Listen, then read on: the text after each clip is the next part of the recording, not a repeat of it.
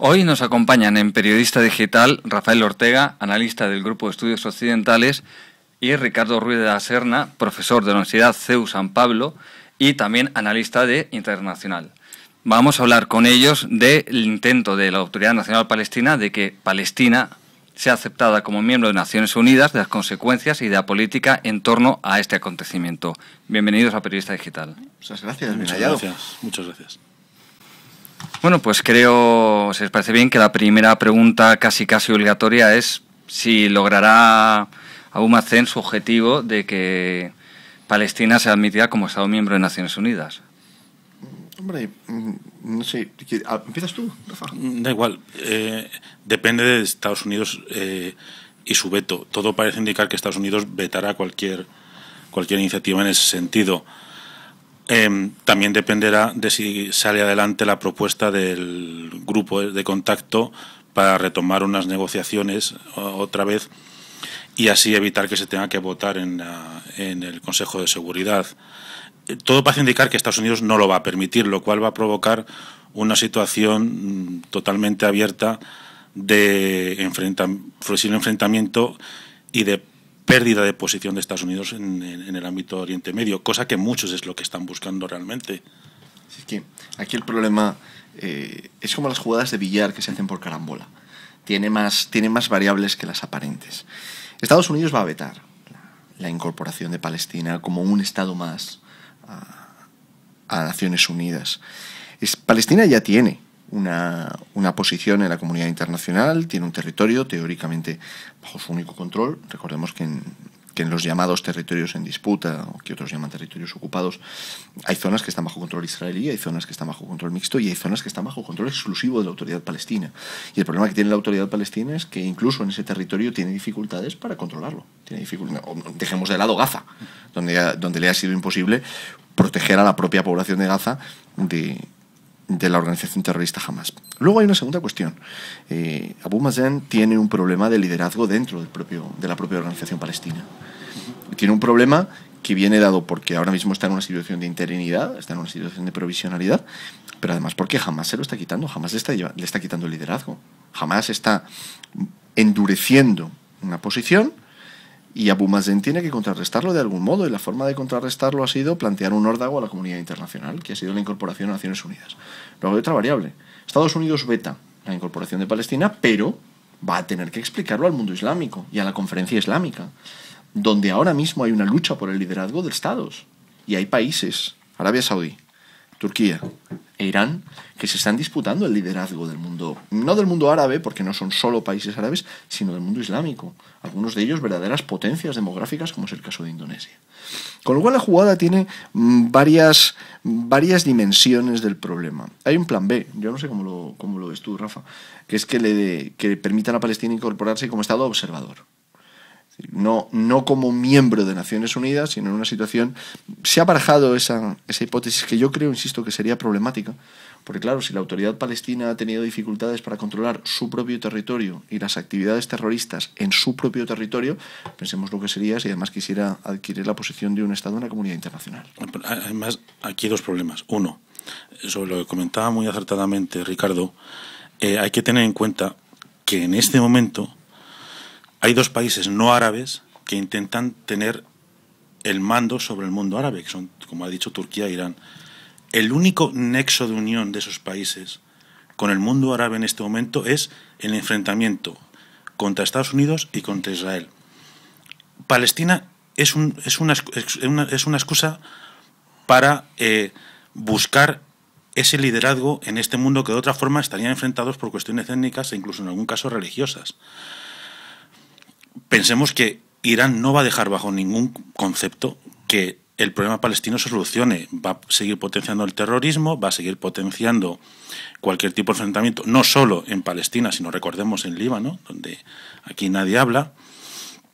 Recordemos que incluso a países como Siria le conviene que el enfrentamiento árabe-israelí siga existiendo, porque mientras más tenso esté ese campo de batalla, menos va a fijarse nadie en lo que pasa dentro de sus fronteras. Pero me hacías una pregunta de... Que sí sería factible un escenario en el que Palestina entrara como Estado observador dentro de Naciones Unidas. No lo sé. La verdad es que no sé exactamente qué fin tendría. Palestina no lo va a aceptar por otras razones.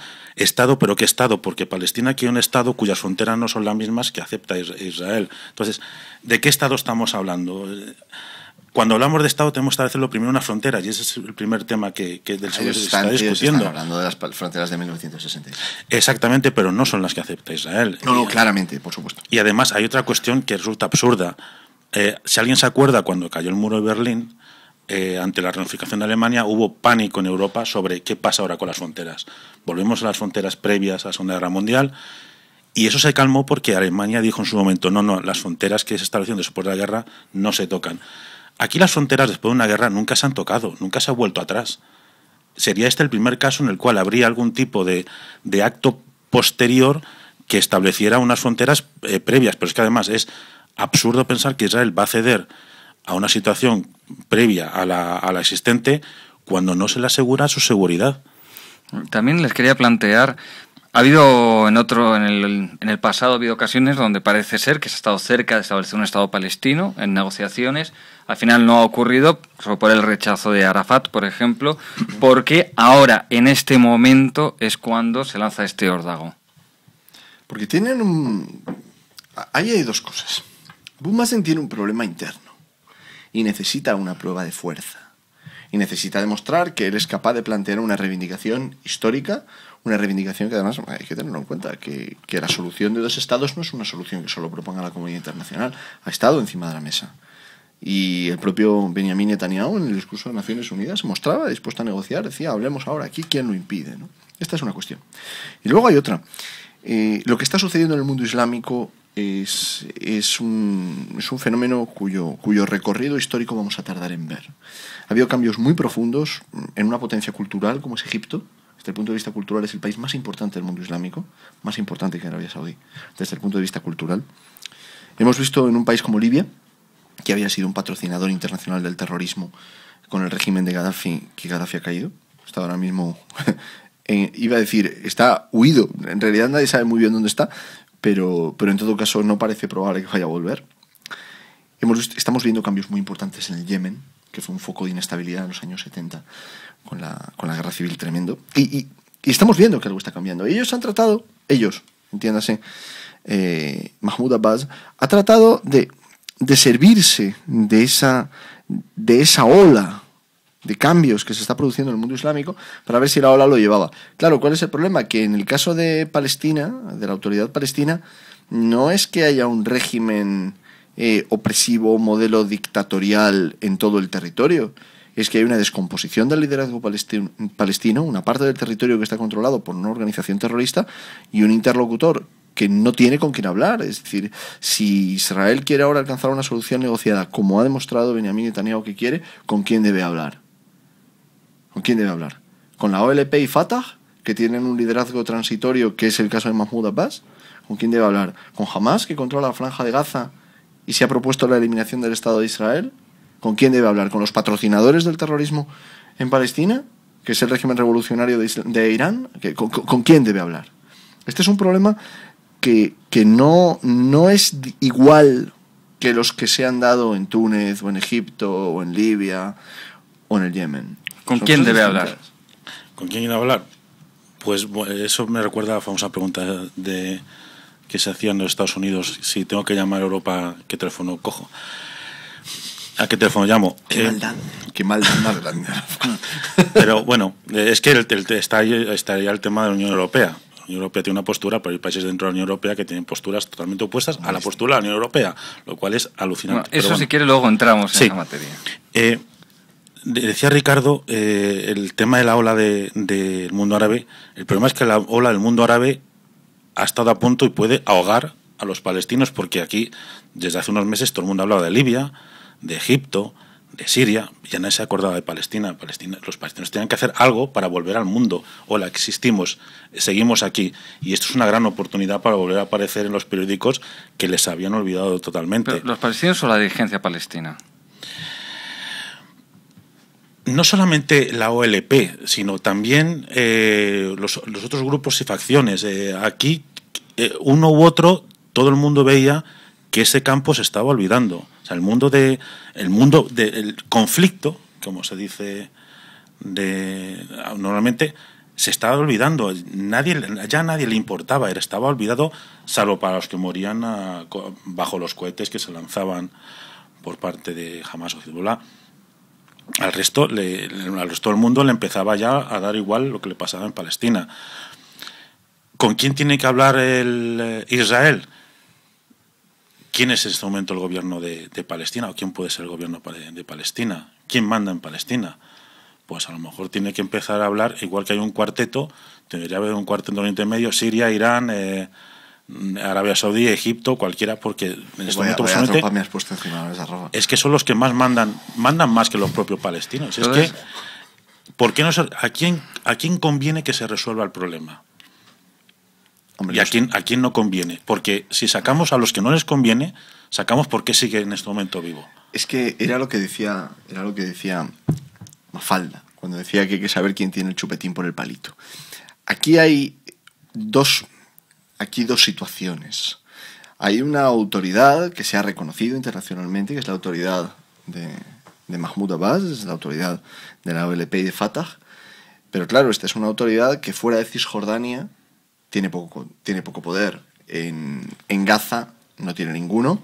La capacidad de maniobra internacional que tiene es la que le brindan países como Irán, países como Siria, que de algún modo toleran la situación.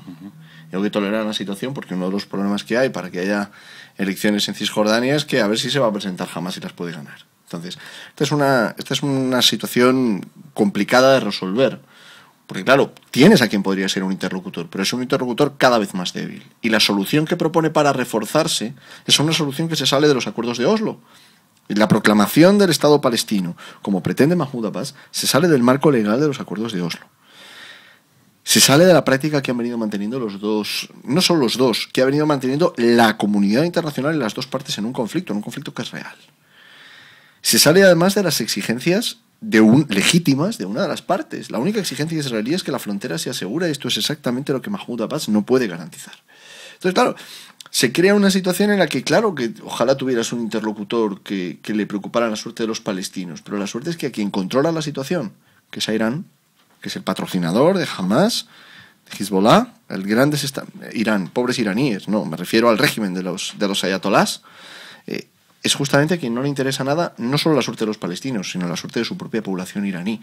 Porque hay que recordar, en esa lista que antes hacía Rafa, muy detallada y que comparto, hay que recordar la represión de la población iraní en Irán, a manos del régimen de los ayatolás, que es una represión de la que no se habla porque la actualidad se mueve mucho más con la noticia que brota de inmediato que con las tendencias más a largo plazo. A la oposición iraní llevan más de 1 año y medio reprimiéndola desde la Revolución Verde. Entonces, aquí hay varios temas que igual que hayan ido apuntándose.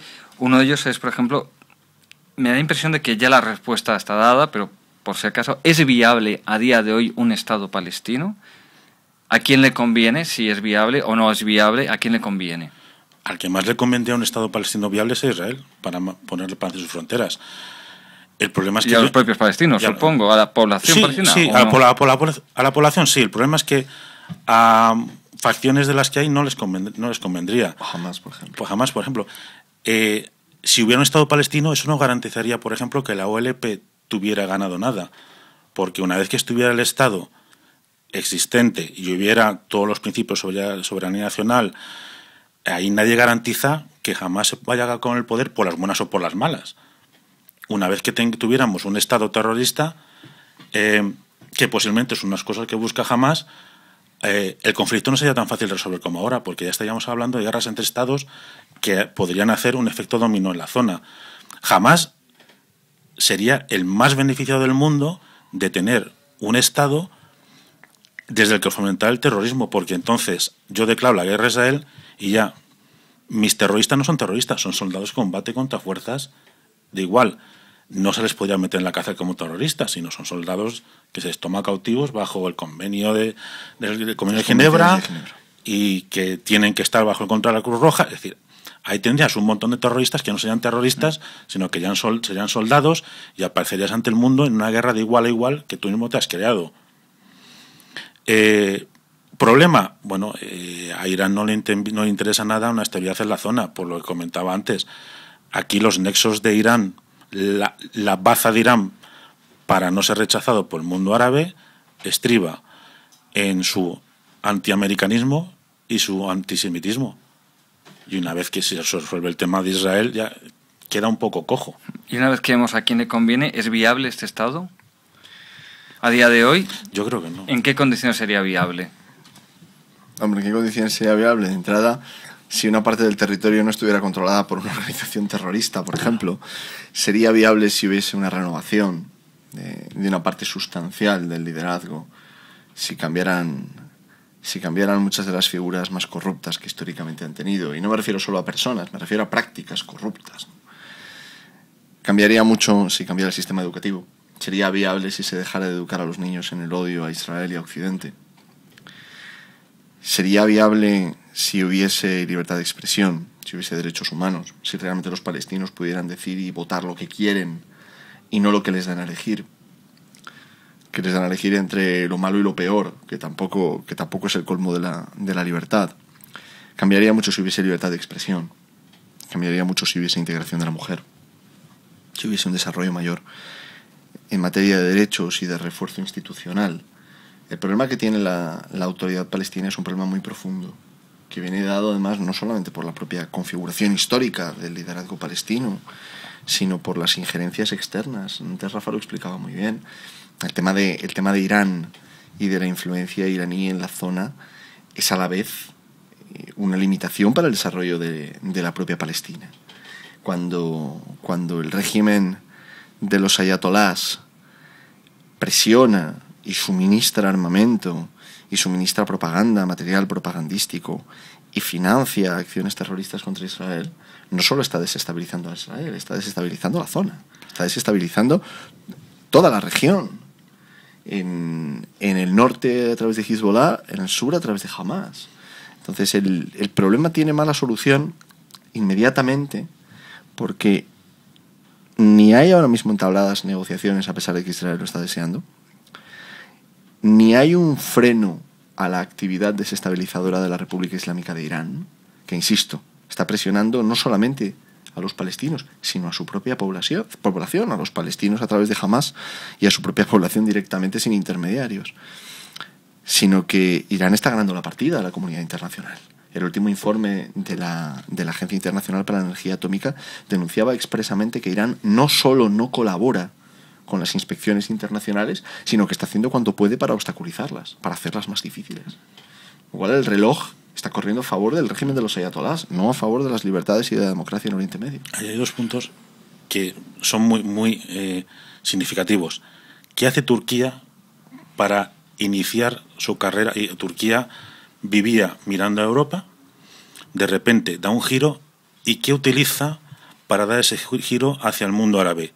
El tema de la flotilla, mandar gente a Israel, es decir, el enfrentamiento con el mundo judío. Esa es su llave, con lo cual denota lo importante que es para entrar en ese mundo esta cuestión. Y segundo, ¿qué debería ocurrir en el mundo de la política palestina para que se pudiera tener un Estado viable? Pues que se aceptaran los principios, para que sea lo difícil que es, para que se aceptaran los principios que proclama la oposición que hay en Irán. Lo cual denota que eso no se va a permitir. Irán no va a permitir en Palestina lo que no permite en su propio territorio. Un grupo de gente que quisiera más democracia, más libertad y más derechos. Eso no se va a permitir. Entonces es absolutamente inviable en este momento una evolución en el sentido de la política palestina. Y además no conviene, no lo van a dejar. Es muy fácil acudir al tópico. Y recordemos, ¿qué país es el máximo responsable de la muerte de palestinos? Pues no es Israel, es Jordania. Y ahora que has apuntado a un país árabe, y ya hemos visto sobrevolando las banderas iraníes, sobrevolando Turquía, ha sido también el tema de la primavera árabe. ¿Hasta qué punto esta nueva jugada de Abu Mazen puede haber estado presionada, haber sido producto de presiones de gobiernos árabes para que el foco de atención de los medios y de la política internacional pase de la represión en Siria, de la posible represión en otros países, de nuevo al foco del conflicto entre palestinos e israelíes? Ya he comentado anteriormente que hay las dos vertientes. Una, países que quieren que los focos se aparten de ellos, como puede ser Siria, la propia Arabia Saudí, o... ¿Pero les viene bien o han presionado para que ocurra esto? Siria posiblemente haya presionado. Vamos, sin ninguna duda tiene mano suficiente para presionar. Pero es que el propio mundo palestino se veía ahogado o tapado por lo que estaba pasando en el mundo árabe y a ellos mismos les convenía hacer algo para volver a salir en los periódicos. No, lo que pasa es que a la vez...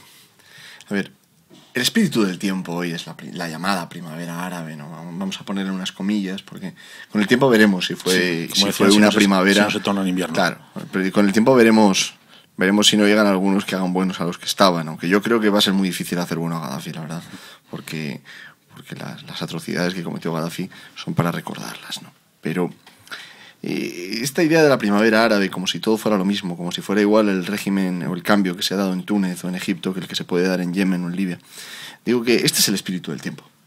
Está en los medios de comunicación, está en el análisis político, está en lo que se da en llamar la calle árabe. Se habla de esto, la prensa habla de esto, la radio habla de esto.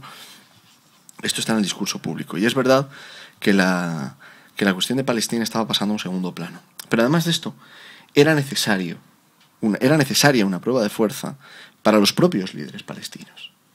Era necesario demostrar que ellos también estaban en condiciones de forzar una decisión en Naciones Unidas, de forzar a los Estados Unidos a pronunciarse, de forzar a Israel a pronunciarse, de forzar a Israel no únicamente a tener que hablar con los palestinos, sino a tener que dar explicaciones al mundo. Y luego estamos viviendo una lucha por el liderazgo moral en el mundo islámico, no solo en el mundo árabe, en el mundo islámico. Lo estamos viviendo porque hay una potencia religiosa histórica, que es Arabia Saudí, la custodia de los santos lugares del Islam, las ciudades santas de Meca y Medina, pero luego hay dos potencias regionales pujantes, Turquía e Irán. Bueno, y en eso están. Y en esto ya hemos hablado, y si les parece ya como última pregunta, para no alargar esto demasiado, doble, y que si quieren se centran más en lo que nos afecta a nosotros como españoles. ¿Cómo valoran el papel que está jugando ahora mismo durante estas semanas Europa y cómo valoran en concreto la actuación española y el discurso de Trinidad Jiménez? A Trinidad Jiménez te la dejo, Rafa. ¿Qué más se puede decir? Solo una puntuación a la que comentabas. Un tema muy importante que no se ha tocado es el efecto que va a tener sobre Estados Unidos y su peso en el mundo árabe, que tampoco es descartable que se haya buscado esa jugada para, ahora que Estados Unidos no está en su momento más boyante, se le obligue a retirar un pie. Ya lo está retirando de Afganistán, lo retira de Irak, se le obliga a retirar un pie de su influencia en el norte en el mundo islámico en general. Sobre Trinidad Jiménez, yo estaré encantado de responder el día que me entere lo que dijo en su discurso, porque como dijo una cosa en su discurso y luego pues parece que dijo lo contrario a lo que estaba diciendo en el discurso, si alguien me aclara de exteriores qué decía realmente, estaré encantado de opinar. Pero es que hasta entonces yo lo siento mucho. Es que España ha sido un país tradicionalmente, no el país, el gobierno que hemos tenido o sufrido 8 años, muy pro-palestino, hasta el punto que se han celebrado manifestaciones en apoyo directamente de terroristas. De repente llega la señora Trinidad Jiménez y parece que ha dicho que reconoce que que el pueblo español reconoce por fin que Israel es la patria de los judíos. Yo creía que eso se había reconocido cuando se establecieron las relaciones diplomáticas.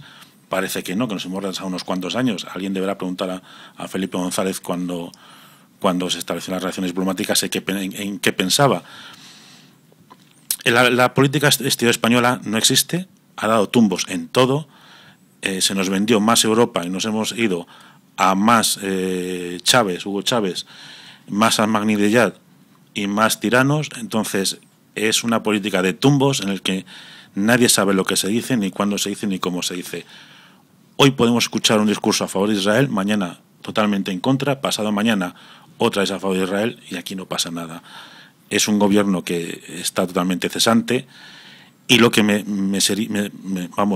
produciría una gran contrariedad es que un gobierno que sabe que en menos de 2 meses va a salir, tomar una decisión tan grave como votar sí o no en el tema de Palestina en las Naciones Unidas. Bueno, ese tema a lo mejor debería retrasarlo para el gobierno que entrara. Pues es que no se puede soplar y sorber, Antonio. Y esto es lo que intentó Trinidad Jiménez. Intentó dar un discurso fundamentalmente ideológico a propósito del reconocimiento del Estado palestino y del apoyo a la causa palestina, pero a la vez trató de compensarlo, que es una de las cosas más difíciles que se pueden hacer cuando se tratan de estas cuestiones, reconociendo algo que es obvio, que es que efectivamente se reconoce el derecho a un hogar judío tomando la terminología de la declaración Balfour, que ya ha llovido bastante, ya ha pasado tiempo. ¿De qué época hablamos? Claro. ¿Qué época hablamos? Nos estamos metiendo en el año, si la memoria no me falla, 1919, lo cual nos estamos yendo pues a comienzos del siglo XX. Pero además, fijaos en una cosa que es llamativa, que nos puede mover a la sorpresa, si no conociéramos ya. ¿Vosotros os imaginasteis alguna vez que terminaríamos echando de menos a moratinos? Porque yo en los últimos días me he encontrado preocupado diciendo, hombre, había momentos históricos de moratinos, como alguna declaración, aquella que decía que se iba a producir una visita a los Estados Unidos no antes del Rocío y cosas así, pero en cuestiones profundas, Moratinos por lo menos tenía cierto sentido de la gravedad de los acontecimientos. A mí el discurso de Naciones Unidas me pareció profundamente superficial, un discurso que ni los diplomáticos españoles ni España, que es un gran país, se merecían. Lo cual yo no soy muy optimista sobre lo que vaya a ocurrir en las próximas semanas. Confío en que finalmente la sensatez que parece tener Alemania, la sensatez que parece tener el Reino Unido, la que parece tener Francia, terminen contagiándose a la posición del gobierno español. Eso espero. Pues con esto, si les parece bien, terminamos. Solo resta agradecer a Rafael Ortega, a Ricardo Rueda Serna su presencia en esta tertulia sobre política internacional de Periodista Digital. Muchas gracias a ambos.